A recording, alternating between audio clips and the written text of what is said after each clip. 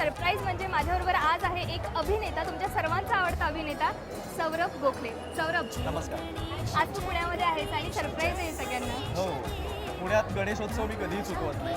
त्यामुळे गणेशोत्सव असला की मी कुठेही असलो तरी पहिला पुण्यात पोहोचतो. मिरवणुका, इथली आरास आणि इथले मानाचे पहिले 5 गणपती आणि विशेषतः सगळ्या महाराष्ट्राचं दैवत असलेला दगडूशेठ हलवाई गणपती. त्यामुळे आज आम्ही ठरवलं की दगडूशेठ हलवाईचं दर्शन घ्यायचं आणि मी पुण्यातला असल्यामुळे तिने मला पकडून ठेवलं. त्यामुळे आता मी तिला आत घेऊन जातो. म्हणजे इथे सांगायचं म्हणजे मी दर्शनाला याला घेऊन नाही जाते तर तो मला घेऊन जाणार आहे. तर जाऊया. कलावंत चार भुजाधारी मस्तक सिंदूर सोहे मूसे की सवारी. तुम्हाला उत्साह बघायला मिळतच असेल लोकांचा. असा उत्साह 10 दिवस तुम्हाला बघायला मिळेल. न चुकता लोक महाराष्ट्रभरातून इथे येतात, रादर देशभरातून इथे येतात. आता तुम्ही आत येऊन बघा, मूर्तीचं देखणं सोडून चढ़े और चढ़े मेवा लड्डू बनता भोग लगे संत करे सेवा.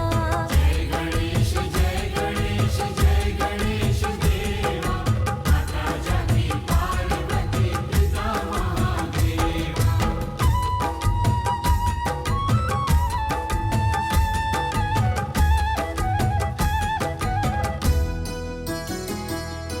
सौरभ, काय सांगशील आपण राजकीय मराठीच्या प्रेक्षकांना काय सांगशील, कारण की आपण इथे पोहोचलोय. तुम्हाला आम्ही खरं तर काही सांगायची गरज नाही. इथल्या लोकांचा उत्साह, इथली गर्दी आणि या मूर्तीचं देखणं स्वरूप बघून तुम्हाला कळलंच असेल की अख्ख्या महाराष्ट्राचं, अख्ख्या भारतभराचं आराध्य दैवत काय आहे. तर मला वाटतं आता तुमचं दर्शन झालं असेल. आता परत गर्दीतनं वाट हिला बाहेर घेऊन जायचं म्हणजे एक टास्क आहे की आता कम्प्लीट करतो. एकदा आपण बोलूया गणपती बाप्पा. Yes. गणपती बाप्पा. मूर्ती.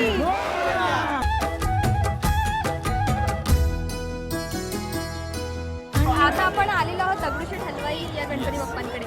तर इथे तुझं दरवर्षी येणं असेलच ऑफकोर्स. मग प्रत्येक वर्षी तू असं काहीतरी वेगळं मागत असेल बाप्पांकडे, तर यावर्षी काय मागितलं?